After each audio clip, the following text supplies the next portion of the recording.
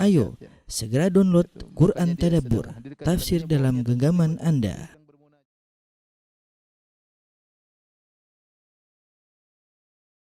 Yang kita bahas pertama adalah urgensinya kita belajar ini. Yang pertama, bahwasanya tiga pokok pembahasan seluruh agama Samawiyah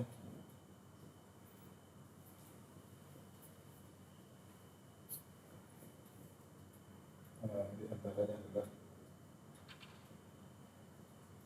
adalah tentang hari pembalasan. Syekhul Islam Taimiyah rahimahullah dan Ibnu Qayyim menyebutkan tentang tiga pokok tersebut ya. Tiga pokok ini apa? Yang pertama adalah iman tentang Tuhan ya, tentang ibadah kepada Tuhan Allah. Kemudian dua tentang risalah kenabian. Yang ketiga tentang hari pembalasan. Oleh karenanya kita lihat semuanya namanya agama Samawiyah, maksudnya Yahudi, Nasrani dan Islam, semuanya membahas tentang tiga ini ya. Tentang beribadah kepada Allah, kemudian tentang kenabian ya, masing-masing punya versi sendiri. Kemudian tentang hari pembalasan ya.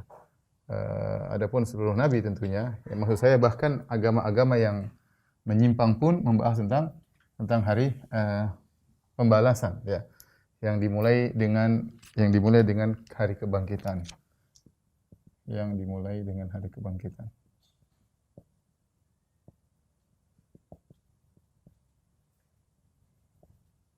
Jadi tentu ini menunjukkan urgensinya kita belajar tentang hal ini. Kemudian yang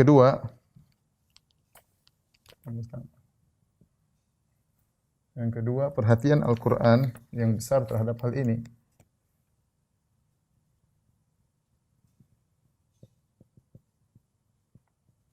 Tentang hari kebangkitan.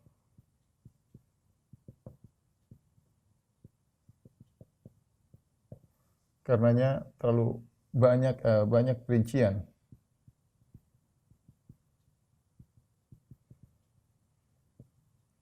tentang hari kebangkitan dalam Al-Quran.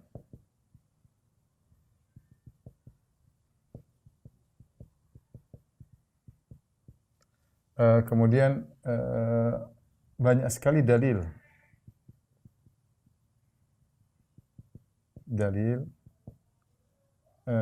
dalam Al-Quran tentang mungkinnya terjadi ba'ats, mungkinnya terjadi hari kebangkitan.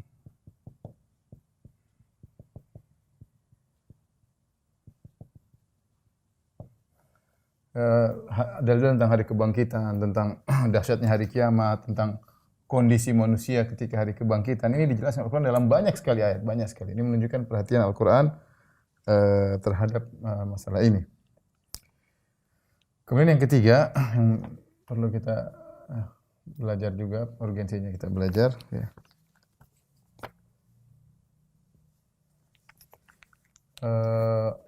Khilaf dalam masalah ya. Khilaf dalam masalah perincian ya. Al-Ba'tsu, hari kebangkitan dan yang setelahnya tidak terlalu banyak ya. Tidak seperti khilaf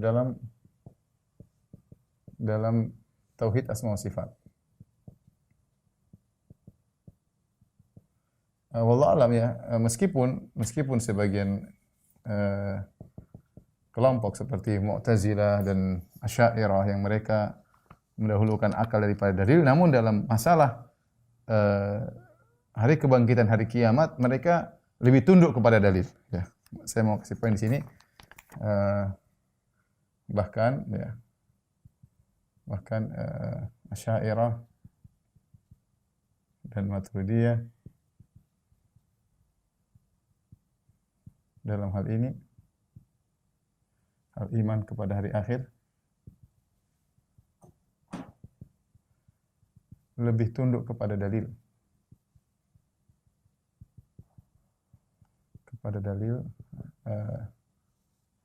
Dan tidak mentakwil. Namun tentu ada yang menyelisihi, ya. Tentu ada yang menyimpang dalam hal ini. Seperti falasifah. Ibnu Sina misalnya dan Farabi. Falasifah muslimin, Ibnu Sina dan Farabi, mereka tetap konsisten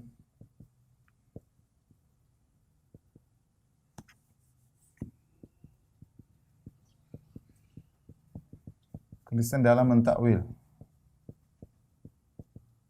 Jadi mentakwil, ya.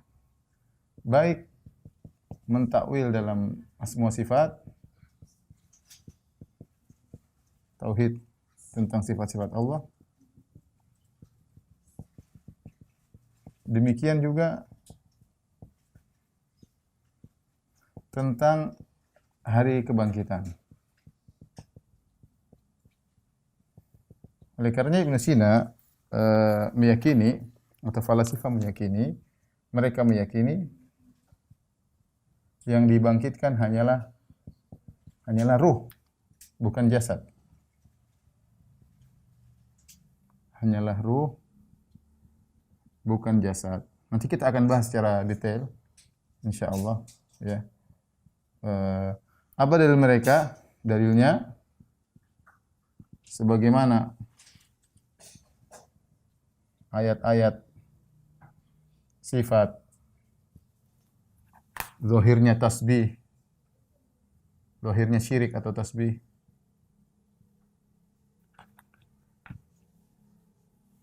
zahirnya tasbih harus ditakwil,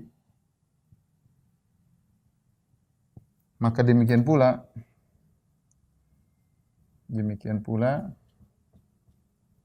ayat-ayat tentang hari kebangkitan, tentang hari kiamat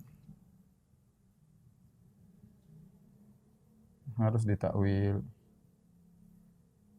Ibnu Sina punya buku khusus tentang ini, judulnya Risalah Al-Adhawiyah, dan ada di internet. Risalah Al-Adhawiyah tidak terlalu panjang, bisa dibaca.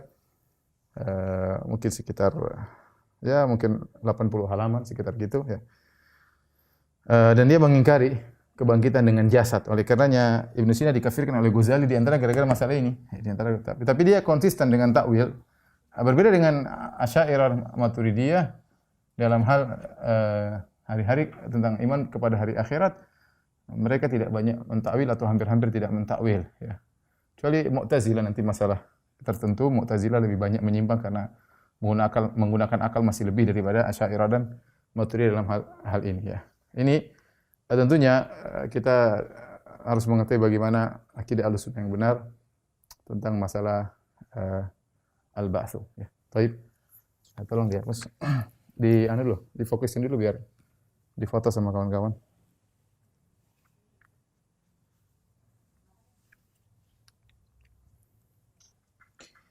Setelah ini insyaallah kita akan membahas tentang definisi al-ba'ts.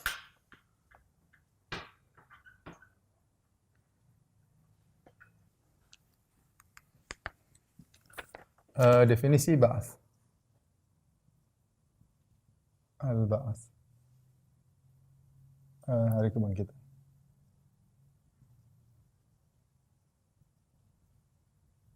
Kita secara bahasa Indonesia, kebangkitan adalah, ya, kebangkitan adalah mengeluarkan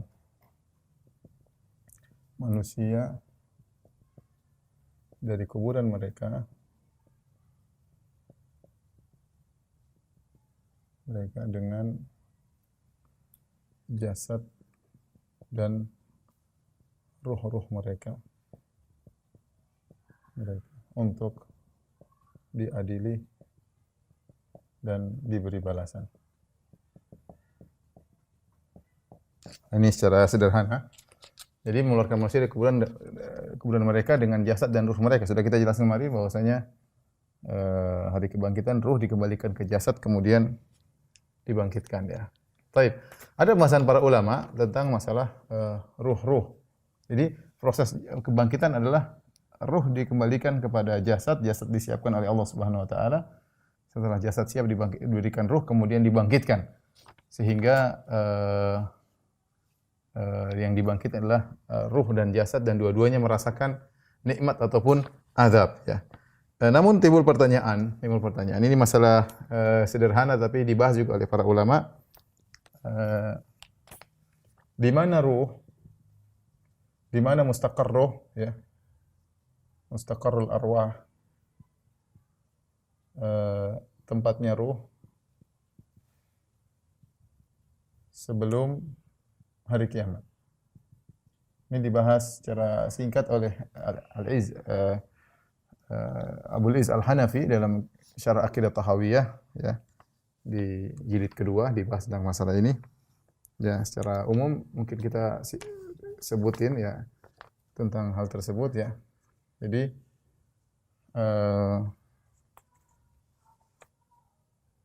sebelumnya jadi ada ruh kaum mukminin,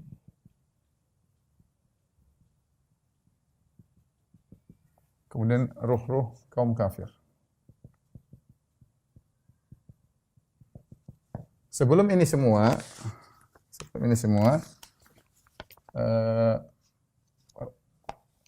terjadi juga perselisihan antara Ahlus Sunnah dan Ahlul Bidah tentang hakikat ruh. Apa hakikat ruh?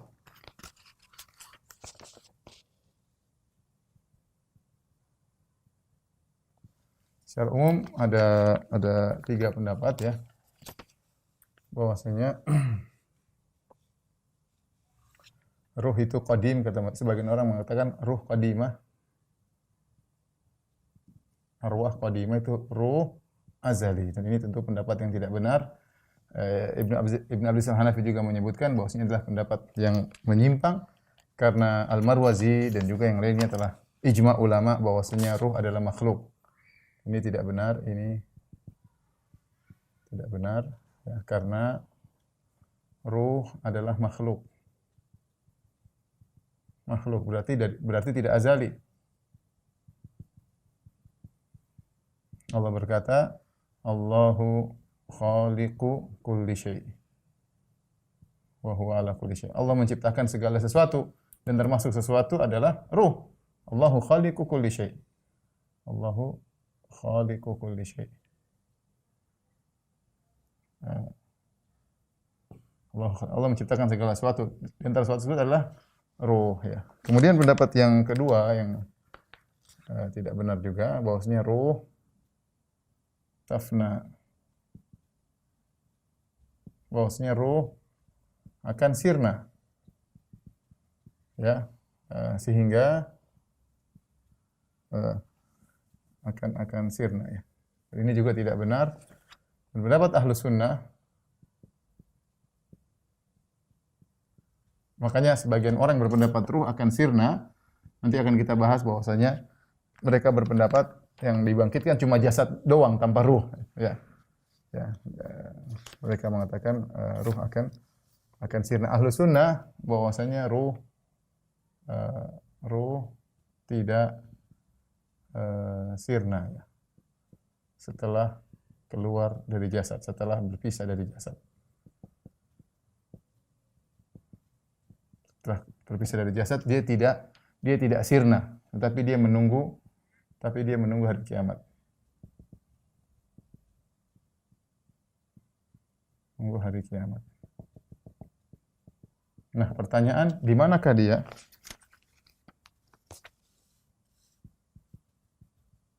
Di manakah ruh? Ini yang dijelaskan oleh Ibnu Abi Zaid Al-Hanafi. Ini sekedar tambahan, sebenarnya tidak urgen juga. Cuma sekedar tambahan ilmu bagi kita ya. Inilah pembahasan di sini. Ya. Ruh kaum mukminin mungkin kita bisa klasifikasi ya. Artinya masih muslim, bukan kafir. Bukan kafir. Bukan kufar. Kalau kita bagi ada ruh para nabi ya, para nabi. Kemudian ruh para syuhada. Kemudian kita boleh katakan ruh kaum mukminin secara umum.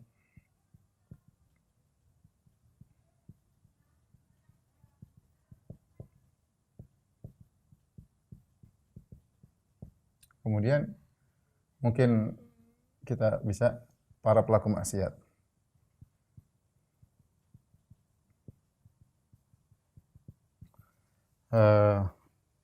Adapun orang-orang kafir ada dua pendapat, ada beberapa pendapat ya. Ada yang mengatakan ya khilaf ya.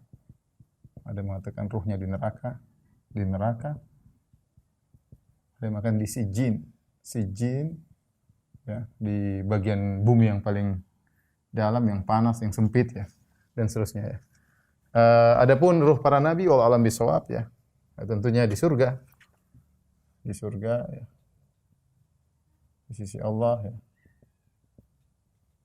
Ya, bagaimananya wallahu alam. Bagaimananya ya, bagaimana kenikmatan mereka wallahu alam ya.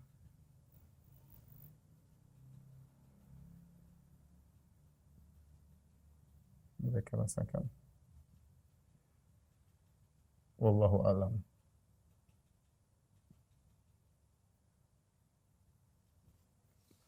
Taib. Para syuhada sebelumnya kaum mukminin ya disebutkan nasamatul mukmin tairun ya'luku fi syajaril jannah ya. Kata Nabi sallallahu alaihi wasallam, nasamatul mukmin tairun ya'luku fi syajaril jannah hatta yurji'ahu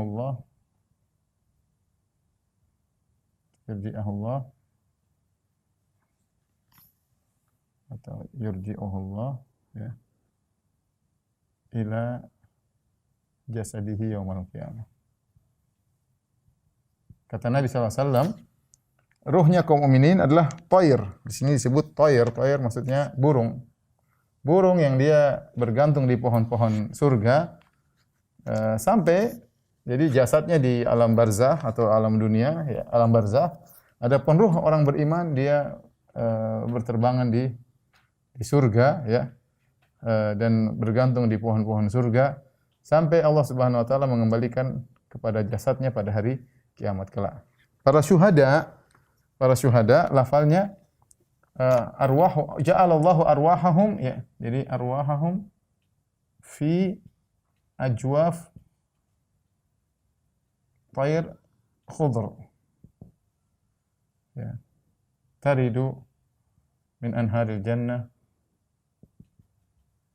wa ta'kulu min thimariha.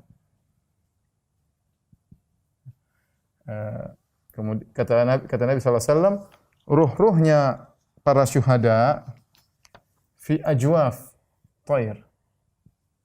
Jadi kalau kaum mukminin ruhnya jadi burung. Adapun kalau para syuhada ruhnya dalam burung.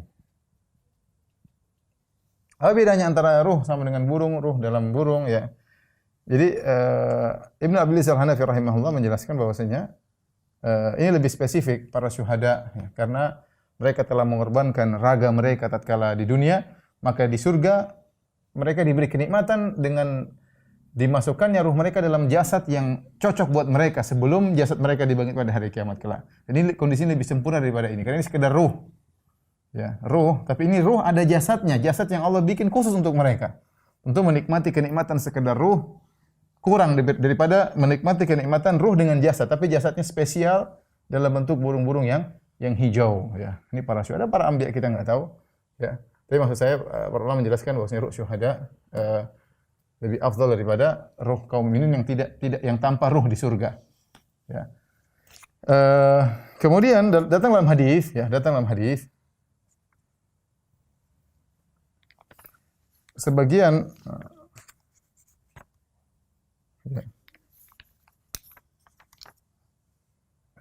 sebagian ruh kaum mukminin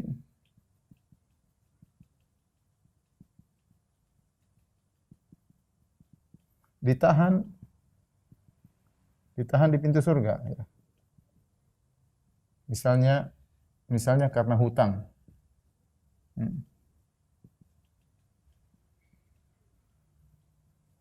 Harusnya ruhnya tersebut sudah bisa masuk ke surga berjalan-jalan.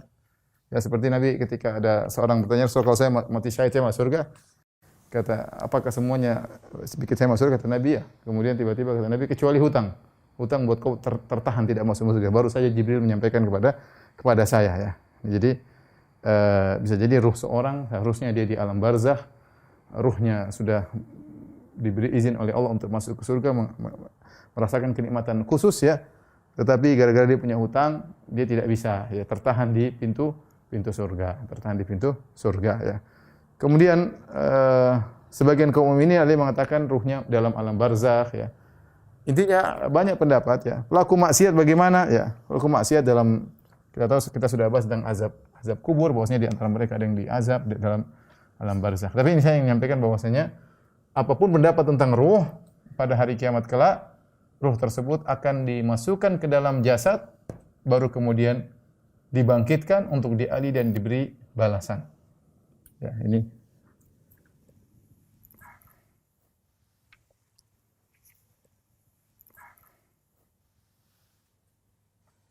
Tadi pembahasan dalam Syarah Aqidah Tahawiyah, yang punya buku bisa dibuka halaman jilid kedua, halaman 597 sampai 603, itu masalah hakikat ruh, kemudian masalah di mana ruh kaum mukminin atau ruh sebelum dibangkitkan dikembalikan ke jasad, di mana tempat ruh tersebut, bisa dibaca halaman 613 dalam Syarah Al-Aqidah Tahawiyah. Buku yang sangat baik karya seorang ulama bermadzhab Hanafi, Ibnu Abdul Aziz Al-Hanafi rahimahullahu taala. Dalam buku tersebut dia menukil sebagian dari Ibnu Taimiyah, Ibnu Qayyim, dan sebagian juga dari tahrirat beliau, dari tahqiq beliau, ya, Ibnu Abdul Aziz Al-Hanafi rahimahullahu taala. Dan itu buku sangat baik bagi orang yang ingin bertakhasus atau mendalami akidah. Tapi sekarang kita akan bahas tentang adillatul ba'ats, dalil-dalil tentang hari kebangkitan. Baik, saya kalau pembahasan ini sangat bagus, ya, bisa dilihat ini sumbernya, bisa dilihat di pustaka buku, judulnya Al-Adillah Al-Aqliyah An-Naqliyah ala usul i'tiqad.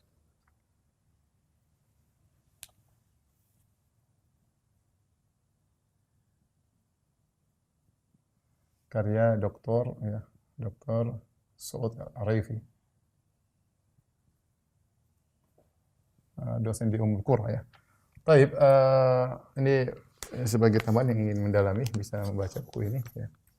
Buku yang sangat bagus. Dia membawakan dalil-dalil tentang dalil akli dan dalil nakli, dalil akal dalam tentang usul i'tiqad, ya. Di antaranya tentang masalah adillatul ba'ats, ya. Bahwasanya Al-Qur'an juga mendatangkan dalil akal, secara akal. Ya, karena Al-Qur'an diturunkan kepada kaum musyrikin yang mereka mengingkari adanya hari kebangkitan. Adapun dalil akal, ya, mungkin kita bisa bagi dua, ya.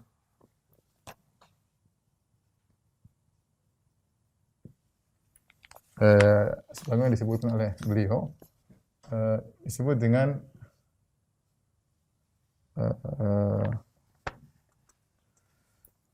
al-imkan al-aqli, yang kedua al-imkan al-khariji. Maksudnya secara akal mungkin saja, artinya akal tidak menunjukkan kemustahilannya.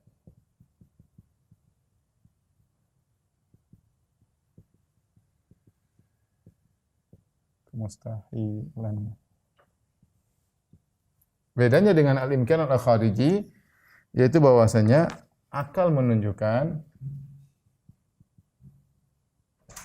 atau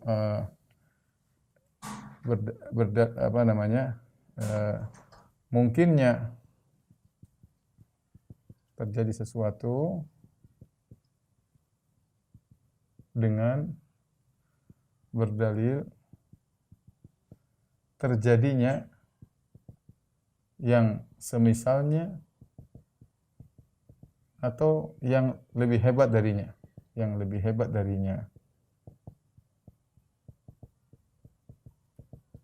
Nah, kalau kita bicara al-imkan al-aqli, bahwasanya secara akal mungkin saja, akal tidak menunjukkan kemustahilannya, sangat mungkin ya, karena kita tahu Allah Maha Kuasa ya. Kalau seorang sudah mengakui Allah Maha Kuasa, maka Allah membangkitkan mudah, semuanya mudah. Tidak ada akal yang menyatakan Tuhan tidak mungkin ya. Mungkin saja ya. Secara akal tidak ada dalil yang menunjukkan tidak mungkin. Selama kita mengakui Tuhan itu Maha Kuasa, maka untuk membangkitkan semuanya mungkin. Semuanya mungkin.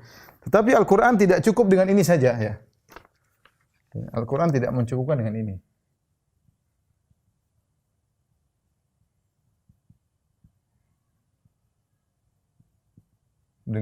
Dengan mungkin secara akal. Kenapa? Karena ketika itu Al-Qur'an berhadapan dengan orang-orang musyrikin Arab yang mereka mengakui adanya Tuhan, tapi mereka mengingkari adanya hari kiamat ya. Kalau dikatakan mungkin saja, tapi otak mereka mengatakan mustahil. Man yuhyil idhama wa hiya ramim. Siapa yang bisa menghidupkan kembali idham, ya, tulang belulang yang sudah rapuh ya, kemudian bisa dihidupkan kembali ya. Oleh karenanya Al-Qur'an mengajak mereka berpikir lebih daripada itu, bukan sekedar mungkin, tapi Al-Qur'an berbicara dengan agar mereka memandang suatu kenyataan yang ada di hadapan mereka, jadi berdalil dengan suatu yang nyata. Khariji ini maksudnya nyata ya. Imkan khariji ini nyata. Bukan mungkin secara akal saja, tapi mungkin secara nyata mungkin terjadi ya. Karena mungkinnya terjadi sesuatu dengan berdalil dengan sesuatu yang semisalnya atau yang lebih hebat darinya yang telah terjadi di dunia.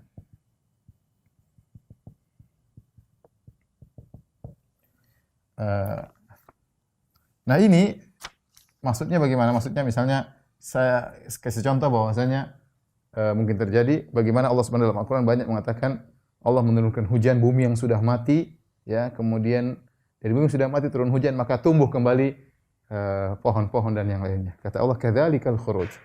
Ya, kadzalikan nusyur. Demikian pula hari kebangkitan. Jadi Allah mengajak mereka untuk memandang sesuatu yang mereka sudah lihat agar akal mereka digunakan bahwasanya hari kiamat itu sangat mungkin terjadi karena ada yang semisalnya atau yang lebih hebat daripada hari kiamat yang ada di depan mata mereka. Nah, ini bisa kita klasifikasikan menjadi tiga model dalilan ini. Yang pertama, berdalil dengan kebangkitan yang terjadi sebelum hari kiamat.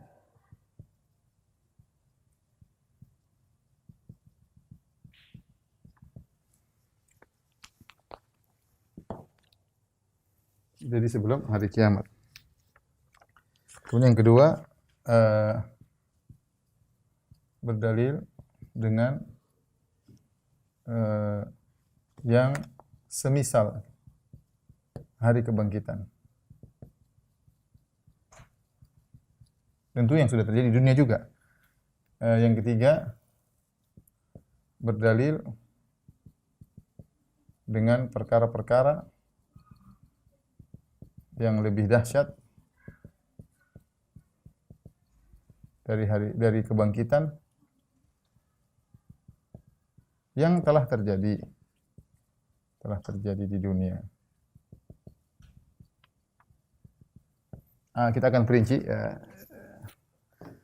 Ini tiga model pendalilan yang mungkin nanti kita bisa klasifikasikan dalil Al-Quran tentang kemungkinan terjadinya hari kiamat. Nanti ada dalil tambahan terakhir insyaallah. Yang pertama adalah dengan kebangkitan terjadi sebelum hari kiamat. Jadi Allah Subhanahu wa taala menyebutkan beberapa kisah. Allah sebutkan beberapa kisah tentang terjadi kebangkitan. Kisah bahwa kebangkitan pernah terjadi, bahwa Allah pernah membangkitkan yang sudah mati. Membangkitkan yang sudah mati.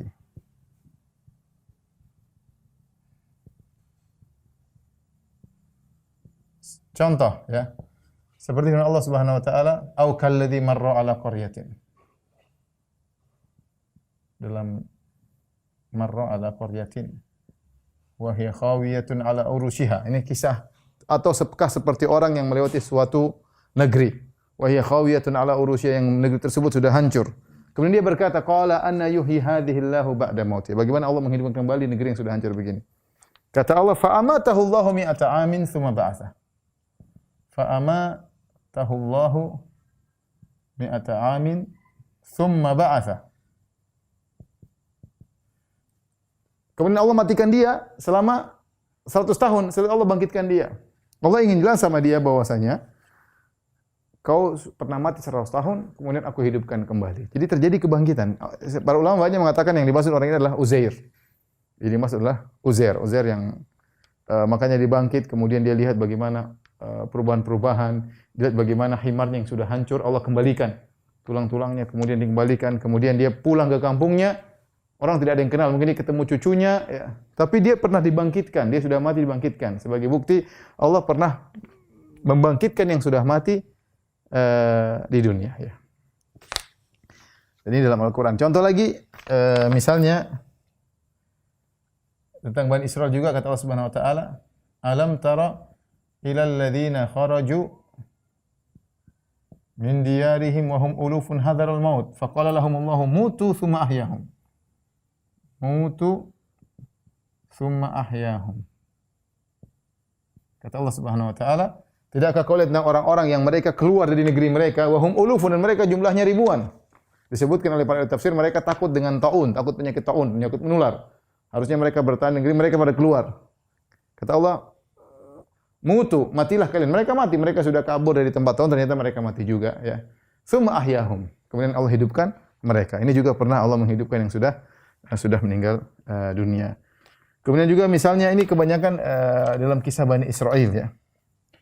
Seperti juga firman Allah Subhanahu wa taala, wa idz qultum ya Musa,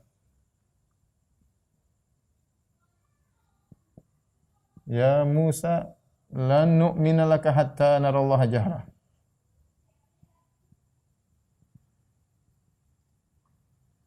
Fa akhadathum sa'iqatu wa hum yanzurun. Tsumma ba'atsnakum min ba'di mautikum, tsumma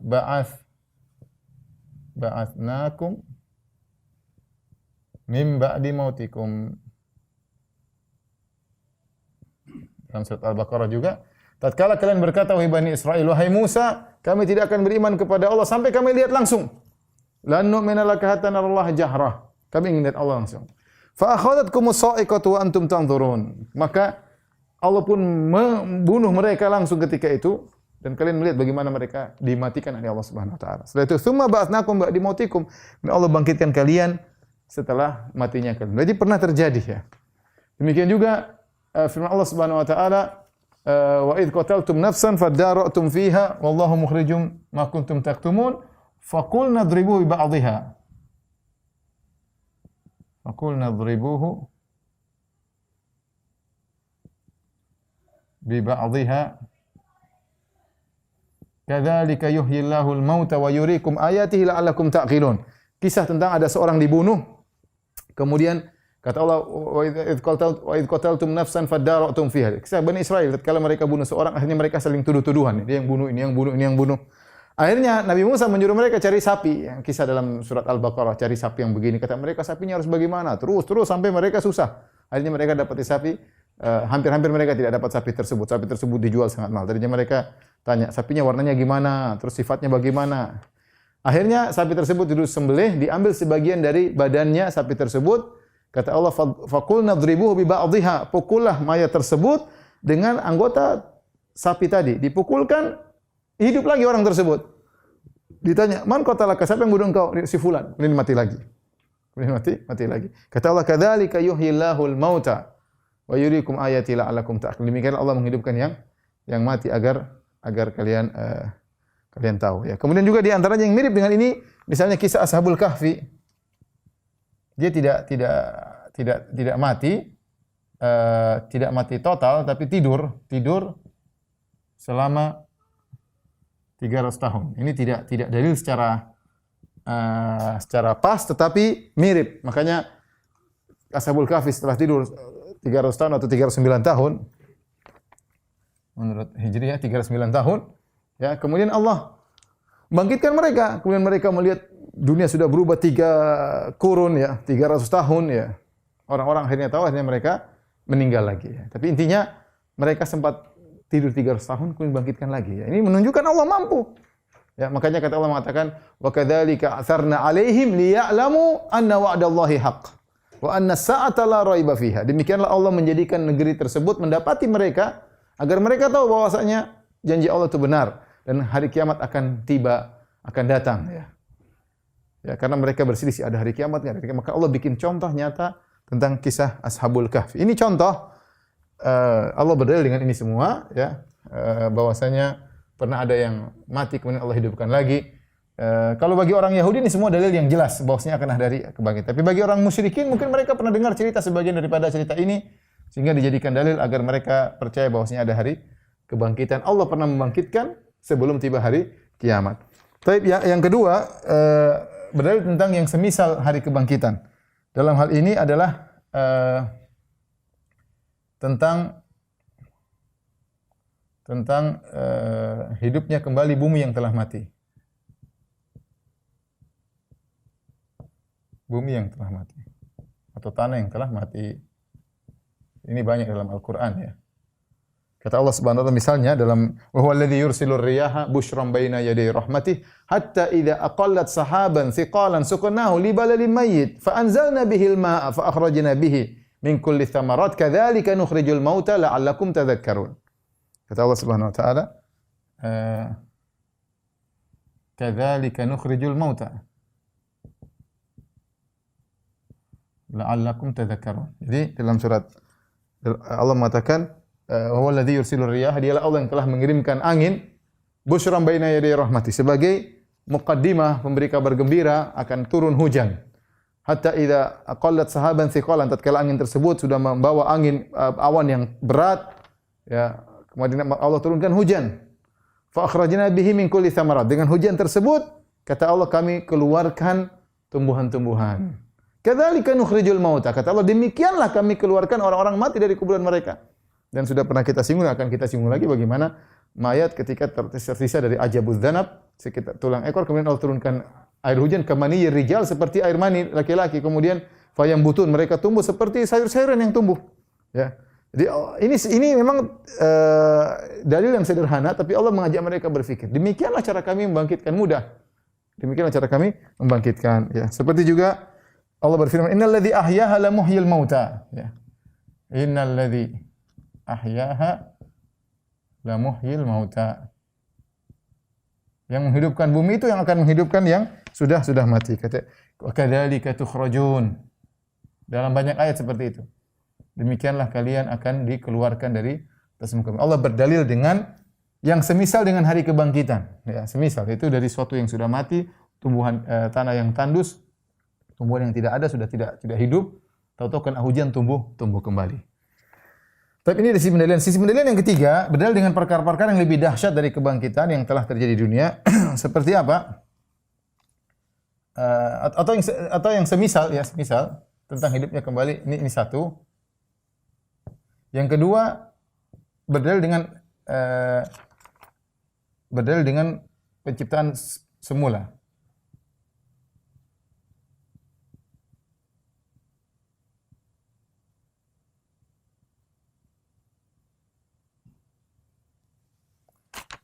Kata Allah Subhanahu wa taala, kama bada'na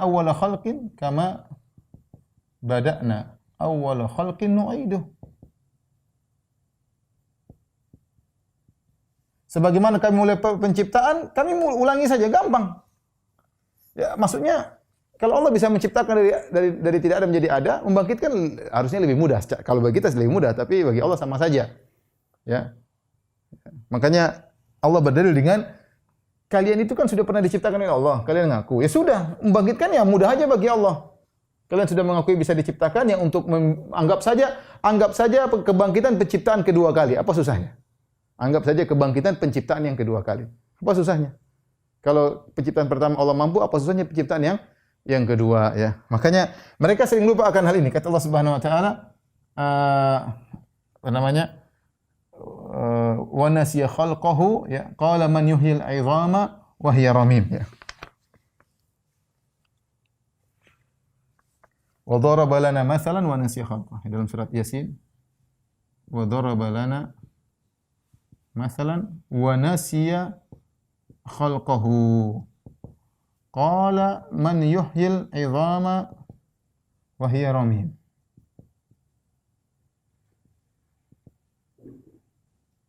Qul yuhyiha alladhi ansha'aha awwala marrah. Qul yuhyiha alladhi ansha'aha awwala marrah. Jadi kata Allah Subhanahu wa taala, ini orang kafir membuat perumpamaan bagi kita, bertanya, kata Allah wa nasiya khalqah, dan dia lupa dengan penciptaan pertamanya, dia lupa. Kemudian dia mempermasalahkan, dia bilang man yuhyil idhama, siapa yang bisa hidupkan kembali tulang-tulangnya? Dia lupa kau dulu juga enggak ada. Ini masih mending ada tulang-tulangnya tinggal dihidupkan kembali. Engkau dulu dari tidak ada menjadi ada. Wa nasiya khalqahu, dia lupa kalau dia dulu tidak ada menjadi ada. Ya, makanya jawabannya mudah. Qul yuhyihal ladzi ansha'aha awwala marrah, yang akan menghidupkannya kembali yang pernah menciptakannya dahulu sebelumnya. Ya, sangat logika sangat mudah ya.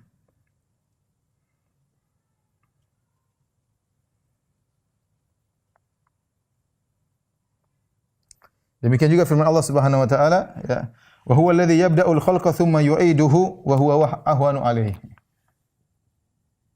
Wa huwa alladhi yabda'ul khalqa thumma yu'iduhu wa huwa ahwanu alayhi. Dia yang pertama kali memulai penciptaan, kemudian dia pula yang akan mengulangi. Mudah ya. Dia pula yang akan mengulangi. Ini semisal yang hari kebangkitan. Ya, semisal dengan hari kebangkitan. Anggap saja kebangkitan adalah penciptaan yang kedua, berulang ya. Seperti juga firman Allah Subhanahu wa taala, "Nahnu qaddarna bainakumul mauta wa ma nahnu bimasbuqin ala an nubaddila amsalakum wa nunshi'akum fima la ta'lamun." Wa laqad alimtumun nas'atal ula. Kata Allah Subhanahu wa taala, "Ala nubaddila amsalakum wa nunshi'akum fima la ta'lamun." Walaqad alimtun nasyatal ula. Nasyatal ula falaula tadhakkarun. Mencontoh dalam surat Al-Waqiah, kata Allah Subhanahu wa taala, "Ala wa nunsyi'akum fima la ta'lamun." Kami bisa membangkitkan kalian nanti untuk kedua kalinya apa yang kalian tidak ketahui. Inilah hari kebangkitan. Walaqad alimtum nasyatal ula, kalian sudah tahu penciptaan pertama. Kalian tahu manusia, bagaimana air mani dari tidak ada menjadi air mani menjadi manusia. Ya, kalau kalian sudah tahu, falaula kenapa kalian tidak ingat sebagaimana Allah bisa menciptakan pertama kali, untuk mengulangi penciptaan sangat mudah bagi Allah Subhanahu wa taala. Ini berdalil dengan yang semisal dengan hari kebangkitan. Yang berikutnya berdalil dengan perkara yang lebih dahsyat. Misalnya tentang apa? Tentang penciptaan alam semesta. Kata Allah misalnya, la khalqus samawati wal ard akbaru min khalqin nas. Kata Allah, penciptaan langit dan bumi lebih hebat daripada penciptaan bumi, daripada penciptaan manusia. Penciptaan langit dan bumi dengan begitu hebatnya, dengan begitu banyak isinya. Allah yang ciptakan. Kalau kalian mengakui Allah sudah ciptaan, untuk mengulangi kalian kedua kali sangat mudah bagi Allah Subhanahu wa taala. Artinya penciptaan langit ini lebih hebat daripada penciptaan manusia ya.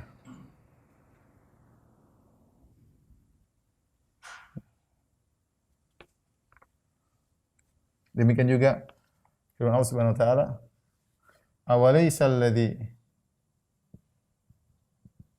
khalaqas samawati wal ard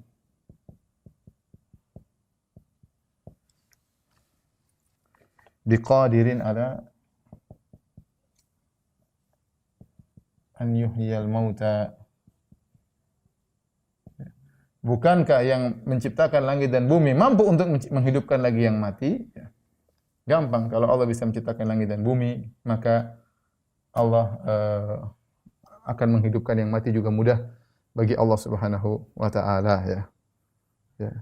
Ini di antara dalil tentang bahwasanya alam semesta atau hari kebangkitan itu sangat sangat mungkin terjadi. Ada satu dalil ya disebut oleh para ulama tentang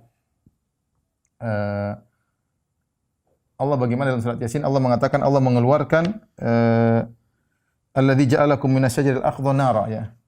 Kelanjutan tadi ayat tadi, qul yuhyiha alladzi ansha'a awwala marrah wa huwa bikulli khalqin alim alladzi ja'ala lakum minasyajaril akhdari nara. Yaitu Allah keluarkan api dari pohon yang hijau. Idza antum minhu tuqidun yang hijau ya. Ya.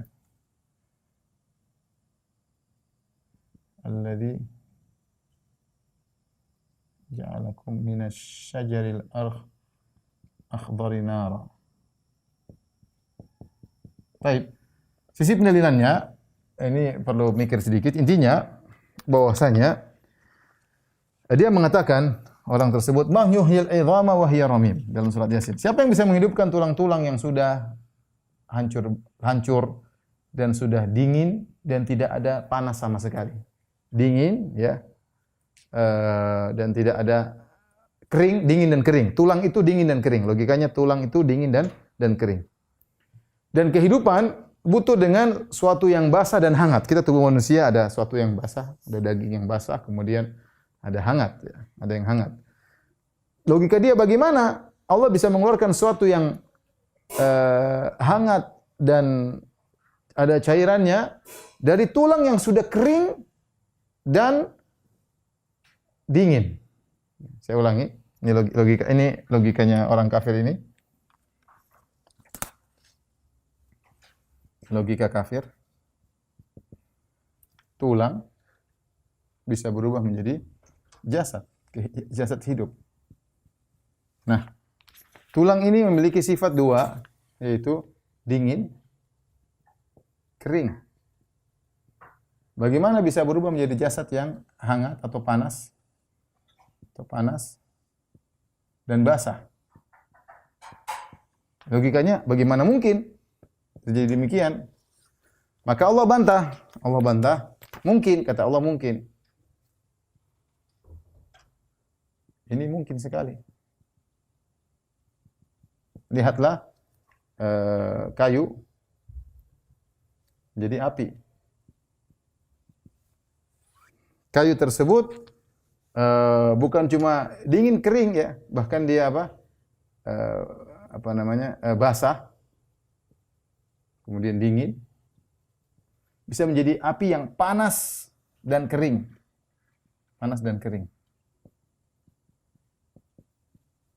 Allah kasih logika ya.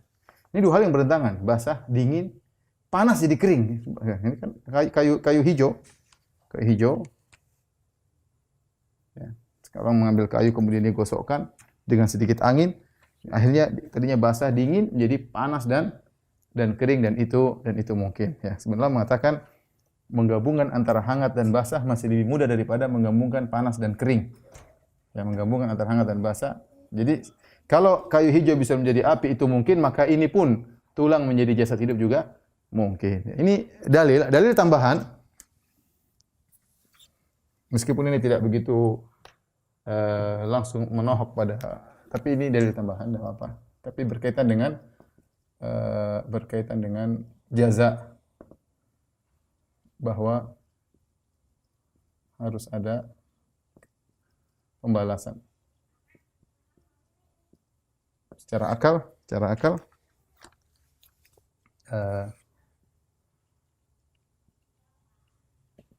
Allah Maha Hikmah. Ini tentu berbicara dengan orang-orang yang mengakui adanya Allah ya. Allah Maha Hikmah dan Maha Adil. Maha Adil, maka tidak mungkin semua dibiarkan begitu saja.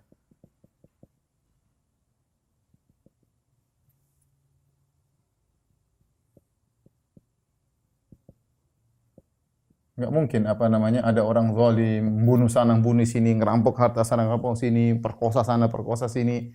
Kemudian tidak ada judgment day, tidak ada kelanjutannya bagaimana? Enggak mungkin. Ya kalau Anda mengakui Allah Maha Adil, jika itu terjadi pada manusia, Anda mengatakan manusia bahlul ya, tidak adil. Gimana dia direktur kemudian anak buahnya ada yang zalim, dia biarkan saja. Ya, misalnya ada suatu pemimpin ternyata dibiarkan bawahannya begitu saja, dia anggap tidak adil. Bagaimana dengan Allah Subhanahu wa taala yang maha kuasa, maha adil, maha hikmah? Enggak mungkin. Ya. Hasibatum annama khalaqnakum abasa? Kalian menyangka kami menciptakan kalian dengan begitu saja cuma-cuma tanpa ada hari pembalas, tanpa ada pertanggungjawaban? Enggak mungkin, ya. Maka secara logika kalau kita yakin adanya Tuhan, Tuhan enggak mungkin biarkan ini semua terjadi begitu saja tanpa dia meminta pertanggungjawaban. Tapi mungkin bisa dijawab, bukankah Allah bisa balas di dunia tidak perlu hari kebangkitan? Kita bilang secara logika mungkin. Allah, tapi kenyataannya banyak Allah tidak balas di dunia. Banyak orang zalim sampai mati tetap aja zalim kaya raya, bisa jadi. Orang bejat sampai mati bejat, Allah tidak balas di dunia. Ya mungkin kan ada, berarti ada balasan berikutnya. Balasan berikutnya bisa jadi di alam barzah, bisa jadi hari kebangkitan. Ini sekedar makanya saya bilang mengatakan logika ini juga mengarah, ya, tapi tidak langsung menunjukkan adanya hari kebangkitan. Tapi logika ini hanya menunjukkan bahwasanya pasti ada pembalasan dan dalil menunjukkan balasan tersebut melalui namanya hari kebangkitan. Wallahu a'lam bishawab. Tolong dihapus.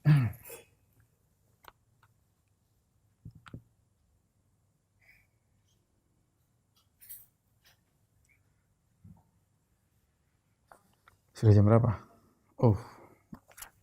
Saya membahas tentang kayaknya sampai sini aja dulu kali ya. Ya, gimana? Ikhwan, ini sudah 1 jam, khawatir kelamaan. Karena kita akan bahas tentang para pengingkar hari kebangkitan dan kita akan masuk dalam pendapat Ibnu Sina dan logika-logikanya dan kita butuh waktu untuk membahasnya. Jadi mungkin saya cukupkan sampai di sini ya agar tidak terlalu berat. Insyaallah kita lanjutkan pekan depan. Insyaallah kalau enggak Jumat malam, Sabtu malam insyaallah taala, nanti lihat kondisi insyaallah taala. Baik, ini saja yang saya sampaikan. Sebagian pertanyaan tidak bisa saya jawab karena keterbatasan ilmu. Insyaallah kita berjumpa kembali pekan depan باذنillah taala. Kurang lebih saya mohon maaf kepada jamaah Masjid As-Sunnah Bintaro ya. Semoga terus semangat menuntut ilmu ya, karena inilah bekal kita untuk menjalani kehidupan di dunia dan bekal kita untuk bertemu dengan Allah pada hari kiamat. Kita harus memiliki akidah yang kokoh, yang matang ya. Kita bertemu dengan Allah dengan akidah tersebut. Wabillahi taufiq wal hidayah. Assalamualaikum warahmatullahi wabarakatuh. Subhanakallahumma wa bihamdika asyhadu an la ilaha illa anta